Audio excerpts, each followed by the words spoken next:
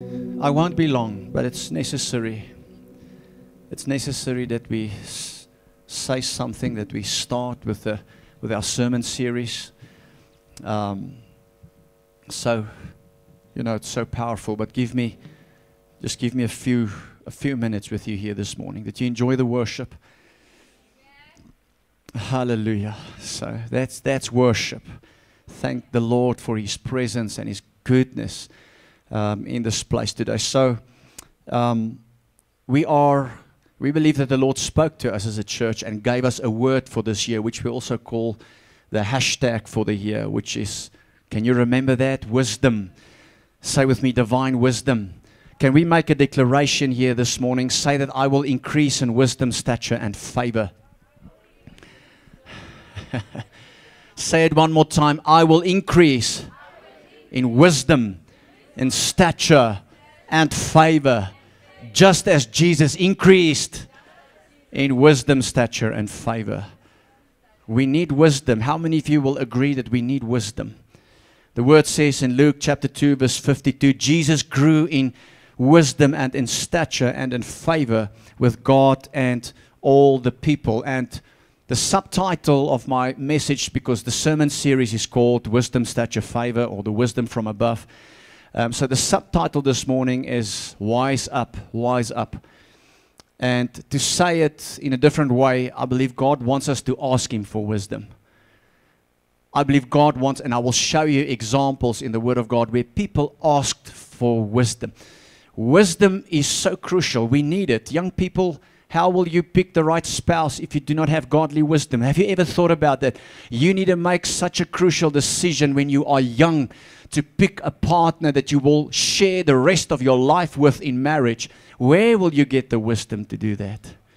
We need wisdom when we need to make career choices. We need God's wisdom in crucial decisions. We need wisdom. We need the Holy Spirit. We need wisdom to deal with the challenges of life and family responsibilities. We need wisdom, to develop strategies at work and start that new business. We need wisdom. Say with me, I need wisdom. And turn to somebody and say, you need to wise up, my brother, my sister. Dis tyd dat jy wys word. And look at Solomon. Solomon is synonymous with wisdom, isn't he? He wrote all those beautiful Proverbs. And in Proverbs 4 verse 7, he said the following. He says, wisdom is the principal thing. Now, that's quite a radical statement. And now for a moment, forget that this was Solomon who said this. This is the word of God. He says, wisdom is the, say it out loud, wisdom is the. So we have to wise up. It's the principal thing. Solomon asked for wisdom. He realized that even though he was a child of God, that he needed the wisdom, in order for him to be effective in what God has called him to be. So he makes a bold statement and he says, wisdom is the principal thing.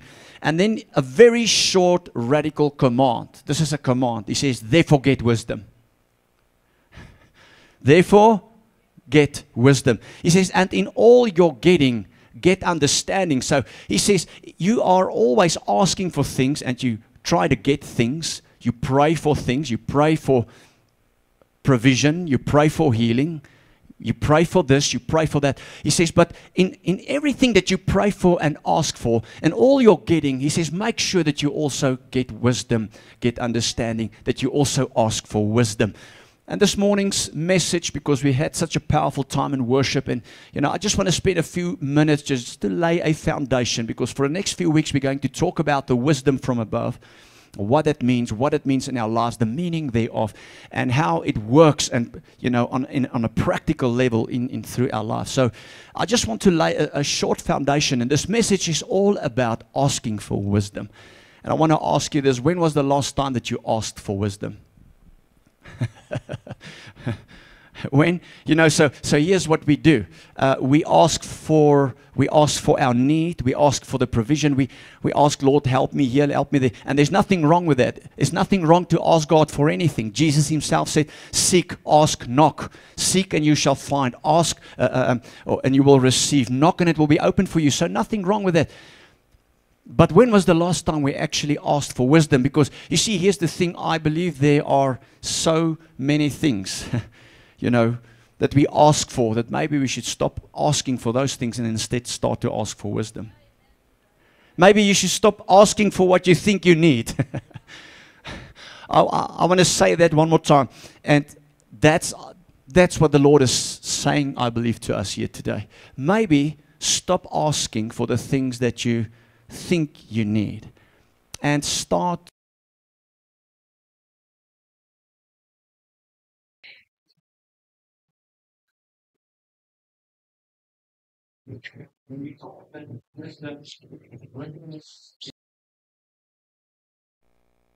disappeared. So the darkness of this room then is a metaphor for foolishness. Foolishness. So thank you for the lights that went off. I don't know if you guys planned it, but it fit in so well. Turn to somebody and tell them, God doesn't want you in the dark. He wants you to wise up. Somebody, come on, give Jesus a big praise. If you're with me here this morning, I'm asking you, when was the last time you asked for wisdom? And I've said it, I know. And I don't want to be repetitive, but get this. Maybe you should stop asking for the things that you're asking and start to pray for wisdom. Paul prayed for wisdom.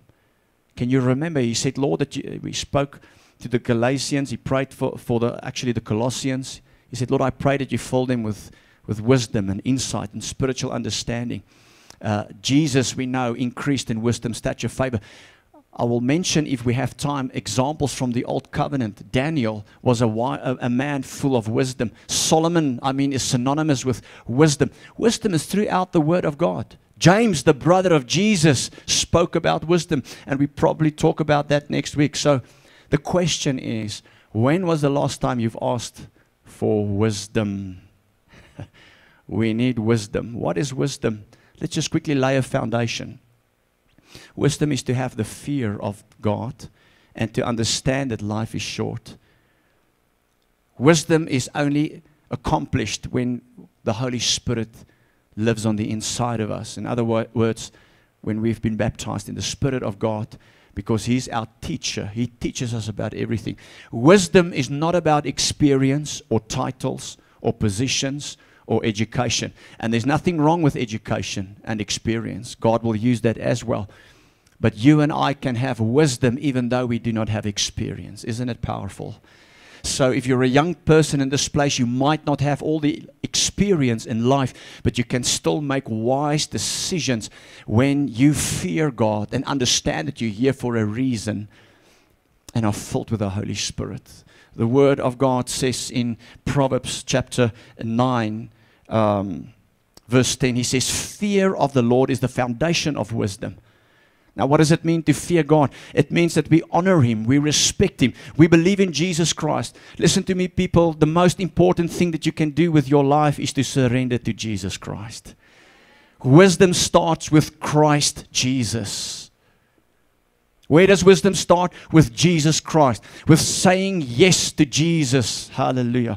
That is where wisdom starts. That's the first step towards wisening up, if there's a word like that. That's the first step towards getting wisdom and becoming wise. It's to say yes to Jesus Christ. And not just say yes, but surrender your whole heart and life to Him. I've learned that so many people, they say that they are Christians, but they have not fully surrendered to God. The foundation of wisdom is the fear of the Lord, and it begins with saying yes to Jesus. And then to live a life of honoring God and respecting God. How many of you will agree that today, people has lost their respect for God, their honor? If you just look at Hollywood, and it's not just Hollywood, it's all over the show, all over the globe, different areas, different places. I'm just thinking about how they use the name of Jesus Christ as a curse word. It's like people have no respect for God. They do not honor Him anymore. There's no reverence for God. So the fear of the Lord is not to be afraid of God. That's not what it means. But it means to live a life honoring God, a life that honors God and loving God and striving to be more like Jesus and having respect for God. So that's wisdom. That's what it means to have wisdom. So do you have that kind of honoring in your life? And I think it's important to say that God is omniscient. He knows everything. He knows everything that you're thinking. He knows the motive of the heart. God is also omnipresent, which means He's everywhere. God is also omnipotent, which means He can do everything. Hallelujah. In other words, when we live and move and have our being and do life, when we leave here today, God is with us. He's everywhere. He's with you. He's with me. He sees what's going on in your heart. He hears your conversations. And the point I'm making is, if we really have fear of God in our lives, if we really honor Him, respect Him, revere Him, we will be careful about what we think and harbor in our hearts. We'll be careful about our motives. You see, that's wisdom. We will be careful about what we say, what we plan, what we do. Amen. Because that's what it means to have the fear of God. Do you still honor God? Do you still respect God within your life? And you know, when we ask for wisdom, I believe the Holy Spirit leads us into holiness and giving us that honor and respect for God. So the foundation of wisdom is to have fear for God. The brevity of life. The Bible says, teach us the brevity of life in Psalm 90 verse 12, to realize the brevity of life so that we will grow in wisdom. How do we grow in wisdom? When we understand that life is short. And when we say life is short, we don't mean that we can't enjoy life and that, you know, we must talk about dying all the time and stuff like that. But it does mean that we understand that we will not live forever and that the short time we have on earth, that's not really life. It's amazing how this whole world plans and do everything based on only what's happening in this world. And I just want to remind the church today that it's crucial for us, if we are going to embrace wisdom, ask for wisdom. Wisdom is the principal thing, that we will have an understanding, you know, that there's life after this life. Life actually starts the day you pass over from this world to the next. Turn to someone and say, there is actually the next world and it's coming for all of us. You should not just plan everything about this life. And you know, I'm for change and transformation, you know, in different areas. And we should give our lives to the thing that God has called us to give. But I wanted to remind you that this world is coming to an end. And when we talk about the brevity of life, it's just the realization that we need to live purposeful here. We've only got a short time. Even if you live to be 100 years old, how many of you want to be 100 years? Oh, okay. I will only take 100 years, Lord, if I can be healthy. No need to be 100 years old, but you can't do anything. And you understand, so, and God help us as a church to minister to those who can't do anything for themselves. But just when it comes to wisdom, understand the fear of the Lord and the brevity of life. And that we must, as that word says, carpe diem, grab the day. Make sure that we live purposeful for the glory and the honor of God and being accurate in God's call on our lives. I'm just talking about the foundation of wisdom, and we will get into this more next week. And then maybe a last thing when it comes to that is that we have to be filled with the Holy Spirit. He's called the Spirit of wisdom. We will not be wise unless we do not fellowship with the Holy Spirit, which means we need to spend time with the Holy Spirit. The Word of God says in John chapter 14, verse 26, but the Helper, the Holy Spirit, whom the Father will send in my name, He will teach you all things. Isn't that powerful? In another place, the Word of God speaks of the Holy Spirit as the Spirit of truth. How many of you say, I would want to know the truth? How many of you want to know truth, the full truth, the whole truth?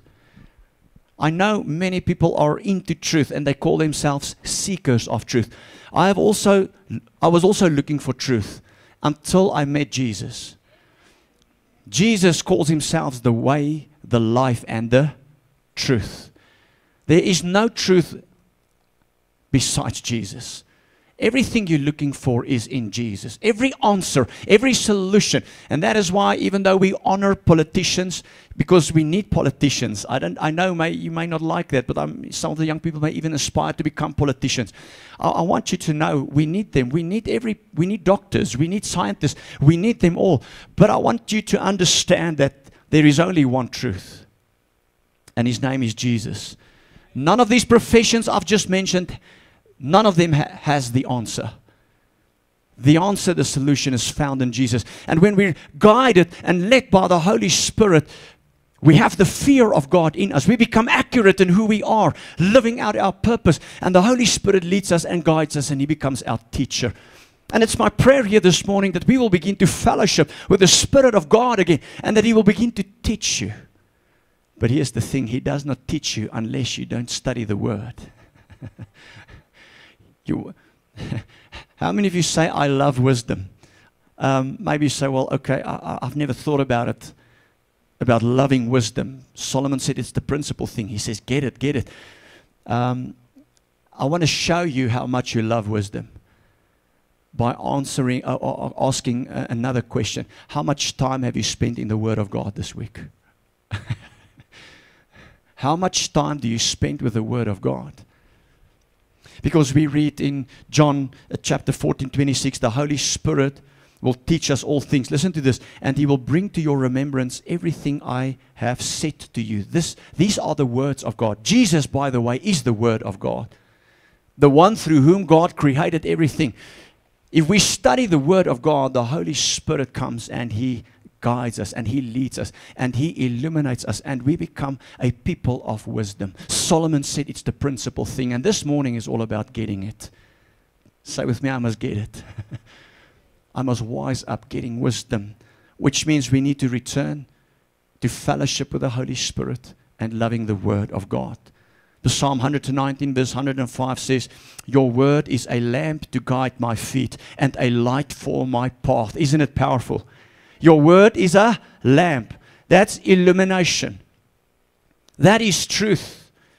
The world is full of philosophers, opinionated people, seekers of truth. But we as the church are not seekers of truth. We have found the truth. His name is Jesus Christ. He is the Word. And therefore we love the Word and we love wisdom. And as we love the Word, the Holy Spirit teaches us. And we can make the right decisions. We can marry the right spouse. Do you know that if you study and meditate on God's Word, the Bible says in Joshua chapter 1, I believe verse 8 to 9, you know, if you meditate in the Word of God, you will be successful. If you meditate in the Word of God, you will find answers for everything that you face in life.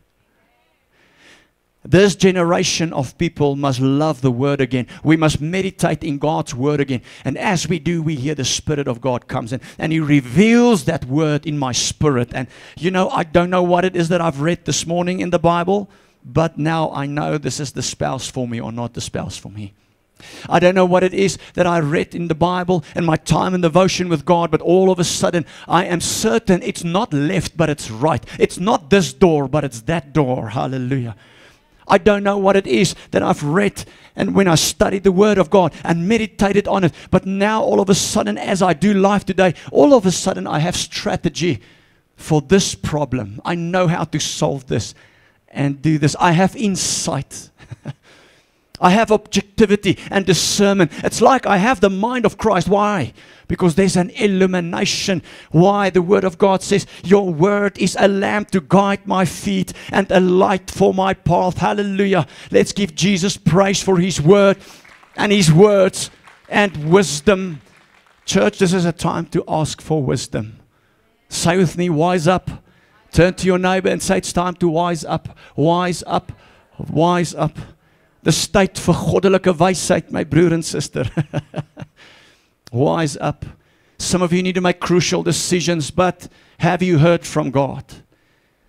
Some of us need a strategy. A mountain doesn't move. A sickness does not go. Maybe it's wisdom that you need here this morning. Wisdom. The Word of God says that wisdom comes through the Word of God.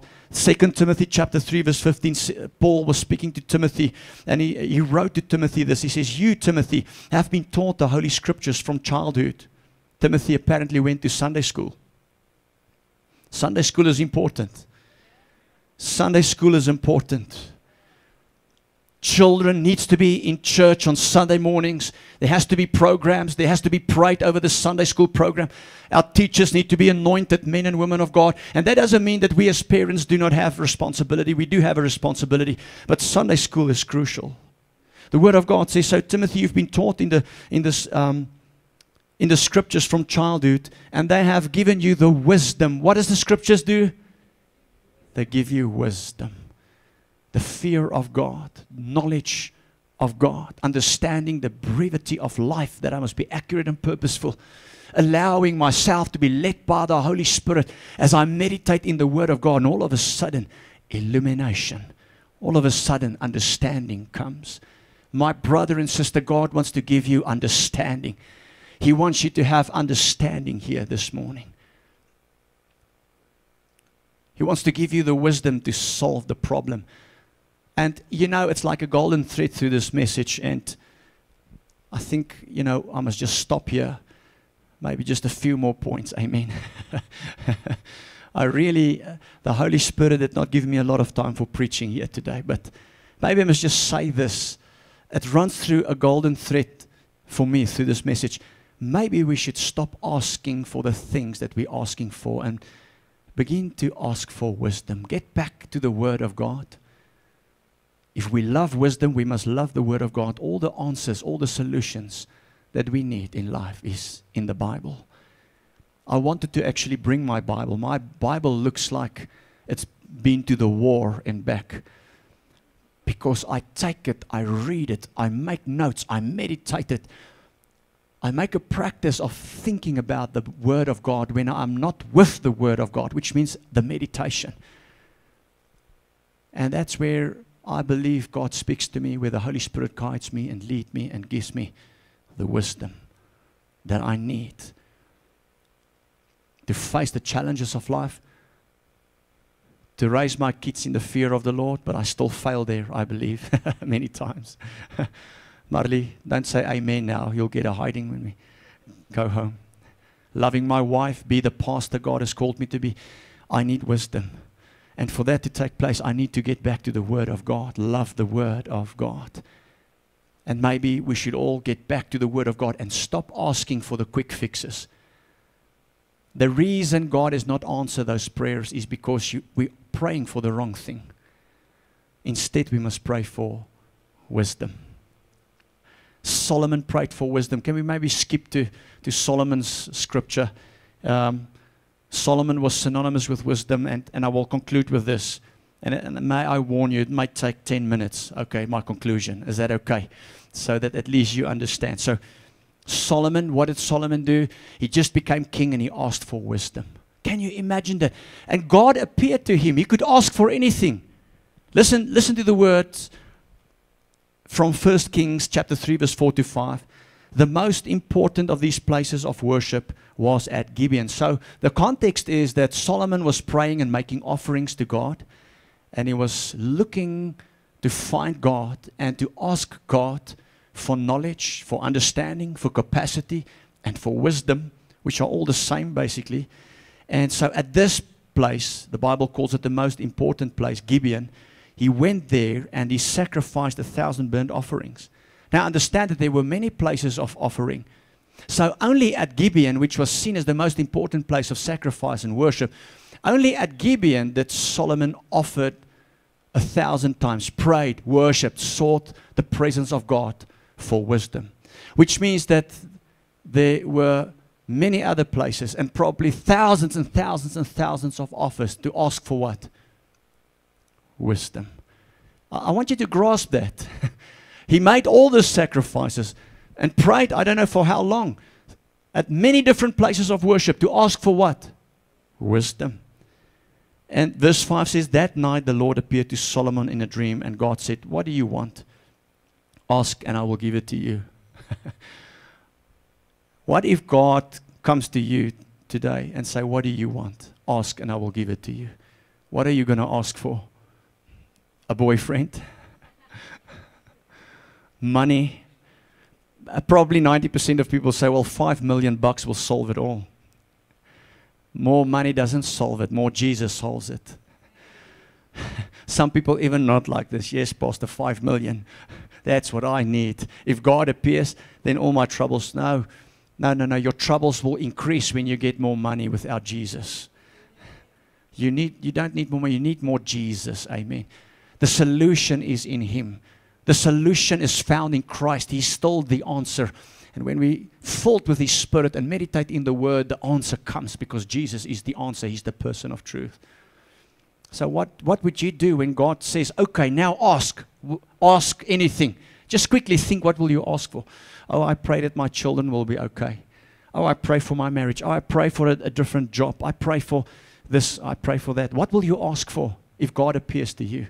Now, I don't think that God's going to trust just all of us yet with that question. Because many Christians today, they even think of God as this genie.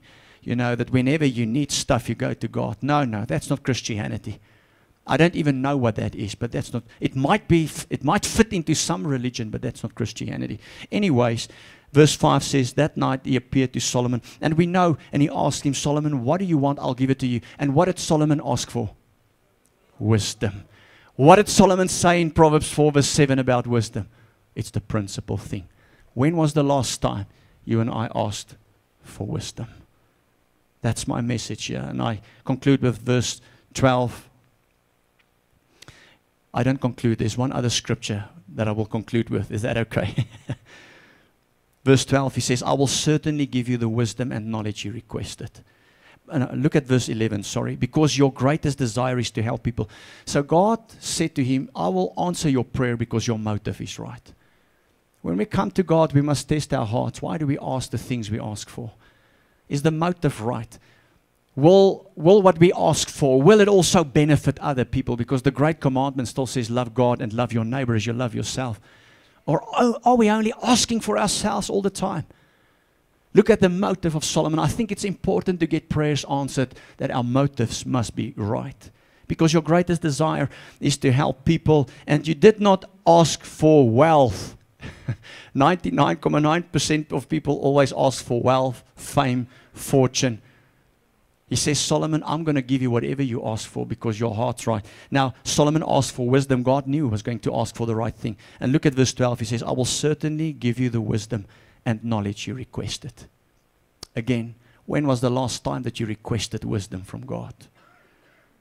Now, look at that. When we pray for wisdom, look at what happens. Verse 12, he says, but I will also, with me, but I will also give you wealth, riches, fame, such as no other king has had before you, or will ever have in future. When we ask for wisdom and knowledge, we get in the Word of God and finding the truth there, and we understand wisdom is the principal thing. God says everything else comes with that. And I really believe that's the message of the Lord here this morning, is to ask for wisdom. Again, maybe we should stop praying because those prayers are not getting answered. Stop praying, stop asking for the things we think we need, and start asking for wisdom. I want to just share a short testimony and then get to one scripture and then pray. Okay. Say amen if you're still with me. I like to talk about family members here at church, and because that's my life, and I hear and see things there. And so this morning I want to again, talk about my mother-in-law. Ma, vergewe my. Dankie. She's here. I hope that she was going to sleep in, but she didn't. So, many years ago, more than 10 years maybe ago, we prayed for her. She suffered with arthritis, rheumatoid arthritis. Yeah, I think that's how I pronounce it. Suffered, and we always prayed for healing, but healing never came. And one day in a worship service, and that's what she says. Speak to her afterwards. You must test what I'm saying here from the pulpit. You can speak to her afterwards. And one day, while in a worship service, like we've had here this morning, I believe, if I understand, I know this testimony actually very well because I hear it again once every 6 months. So, because she loves to speak about what God does. How many of you love to talk about what God do in your life? And we all like that, Ma. I just want to say, as Christians, we all like that. If we don't have a New Testament, we always speak about that old one, and we give God thanks for that new one while we're trusting Him for the next one. Are you still with me? Hallelujah. Give Jesus a big praise right now for trusting Him for what He's about to do. But in a worship service like we've had here this morning, where the Holy Spirit worked, people got touched and delivered and saved, the Holy Spirit spoke to her heart and gave her wisdom. And that had to do with a lifestyle, her diet. That there were certain things in her diet. I'm not going to say what they were, but I just can say she liked cake and sweet things. So that caused inflammation, and that that caused this arthritis to excel and to progress and to cause more pain. And so God had to start to deal with her health. And that is what wisdom is, people. And so she could pray for healing, but continue with her diet. And maybe God could touch her there, and the pain would leave maybe for a few days or so. But the problem will return all the time. So what I'm saying is, maybe we should stop asking. And I'm actually only talking about, listen, those prayers who are not getting answered. Are there any person here, you've been praying for things and praying, but it's just like nothing gets answered in that area? Okay, there is one. You read to Mitzi, thank you. Are there more people? That mountain doesn't move, that situation has never changed. Pray, pray, pray, pray. Now, I'm talking about those areas. Maybe we should stop asking God for those things and asking Him, Lord, heal me. Lord, give me more money. Lord, this, Lord, that. And instead start to ask for wisdom in that area. As a matter of fact, I feel so serious about this Rhema message. I want to say, thus saith the Lord, it's time to ask for wisdom in those areas. I want to deal with some other things that's surrounding those areas that's got to do with that. I'm speaking prophetically in some people's lives here today. You've came for a message. You came to hear what God is saying. God is saying, maybe it's time. No, He's not saying maybe. He says it's time to stop praying for the things you think you need. Those prayers are not getting answered, and start asking for wisdom. If you receive that, say amen. Give Jesus a big praise. I believe that's why we're here this morning. And even for myself, there's areas that I'm going to pray only for wisdom. Look at James, and now I conclude. You see, I'm more or less do what I say I would. James 1 verse 5, the Word of God says, if you need, and it's interesting, James is the brother of Jesus. This is not the Apostle James. And when I study this passage, I always try to find a flow of things. And I just want to say, from a theological point of view, there is a flow. But it's almost also, like wisdom doesn't really fit in this chapter.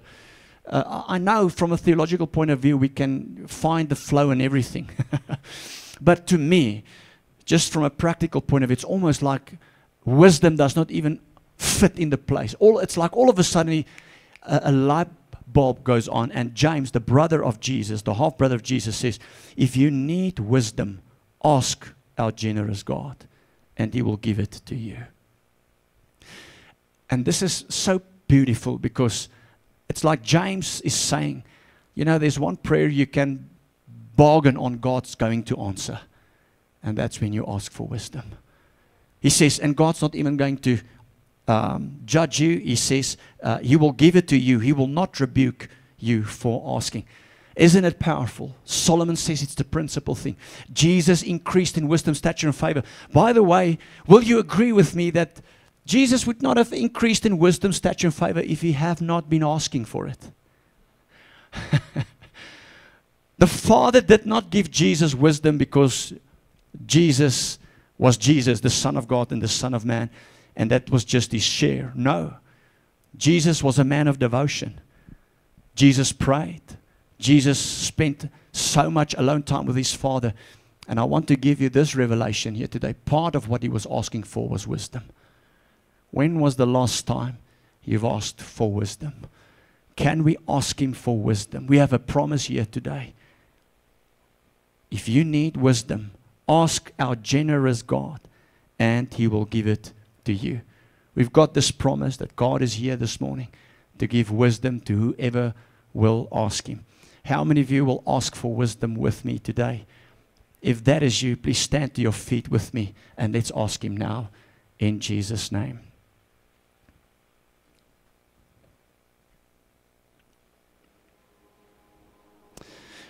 I want to just give you an opportunity, and maybe as the word says, stop to ask for the things you think you need and start praying for wisdom. I want to ask you this as you spend a minute or two with God by yourself. Are there things in your life where you need guidance, you need wisdom, you need direction? You don't know, is it left or right? Ask the Lord for wisdom. And then the second thing is, are there anything that you've been praying about that it's just like there's no answer? Maybe God doesn't want to just give you that prayer or answer that prayer. Maybe God wants to give you wisdom in that area. Maybe stop asking about that thing, instead ask for wisdom.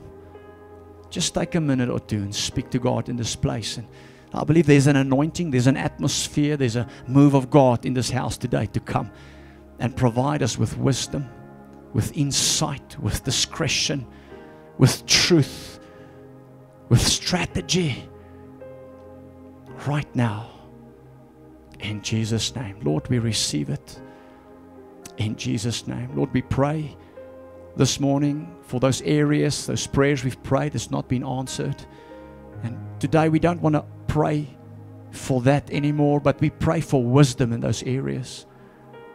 Right now we pray, Lord, as James, we read in James 1 verse 5, if you need wisdom, ask, and our generous God will give it to you. And on your word this morning, we come and ask for wisdom. We ask for illumination. Thy word is a lamp unto my feet, a light unto my path. I pray that light will come, that illumination will come and fill every heart and fill every mind. Your word says we have the mind of Christ. I believe, Lord, that's when we understand the foundation of wisdom. That's when we're filled with the Holy Spirit and meditate in the word.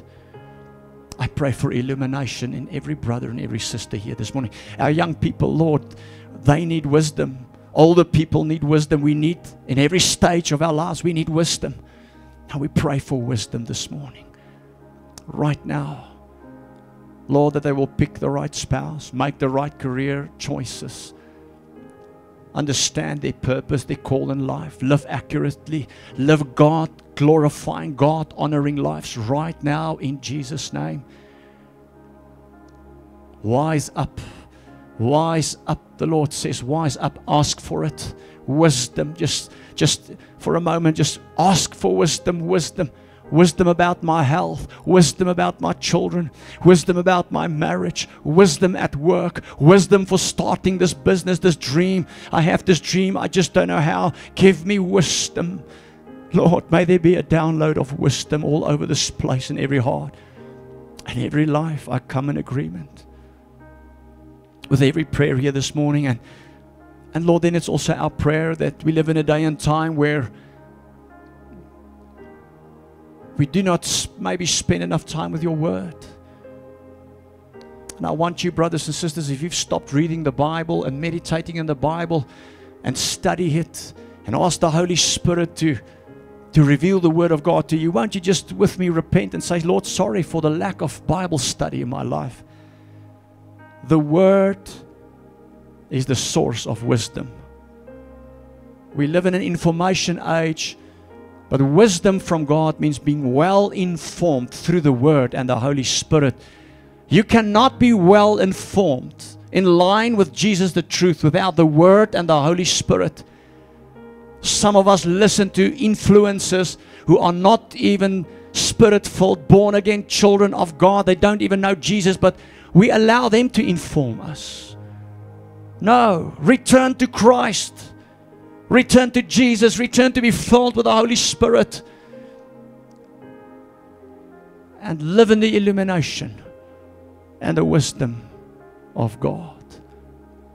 May a love for God's word return to your life today. Just quickly think about your Bible. And I know some of us, we read electronically, cell phones, but can I ask you, can you make notes? Can you highlight? I know many apps you can do that. The point I'm making is you need to study it. You need to know where to look for things when the Spirit guides you. You need to find your way. Doesn't matter if it's a hard copy or electronically. But you have to return to the many homes. The Bible is just, it's full of dust. You have all the apps and all the translations, but you never read any of them. And there's a danger of this electronic era, that we can stop reading the Bible. Get back to the Word. Get back to wisdom. Study it, meditate on it, and ask the teacher, the Holy Spirit, to lead you in all the truth. If you receive it, say amen. Give Jesus a big praise. In Jesus' name, hallelujah. Have you been blessed? Turn to the person standing next to you, tell them it's time to wise up. Now say it in your own language. In Afrikaans, het is iets soos dit, kry wysheid. Kry wysheid, word wys. Jy het wysheid nodig. Now, spouses, be careful. Marisa, jy moet wys word nou, hoor. You see, you can say it in the wrong way. Don't do that. Okay. Now I need to explain myself afterwards. But say it in a loving way. Ag, Marisa, my ou liefie. Word tog net bietjie wys, toe. Asseblief. I don't know why I feel I'm still in trouble. Okay. But you can say the same to me. I need a lot of wisdom. How many of you will agree with me? We need wisdom. People, without wisdom, we make a mess of things. How many of you have made a mess of things this week? You've messed the whole thing up. If you've just rather not did anything or said anything, it would be better, but we've messed it up. It's because of a lack of wisdom. Ons het dit opgemors, en nou is ons in die moeilikheid. Now we're in trouble. Ask God for wisdom. Hallelujah. Give Jesus a big praise. In Jesus' name, amen. Yes, nou preek ek lank.